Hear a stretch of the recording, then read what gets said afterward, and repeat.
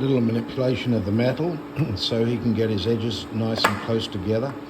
And first time he's been welding aluminum. We did some test pieces on coupons, but he's able to tack with no rod, which is what I was hoping.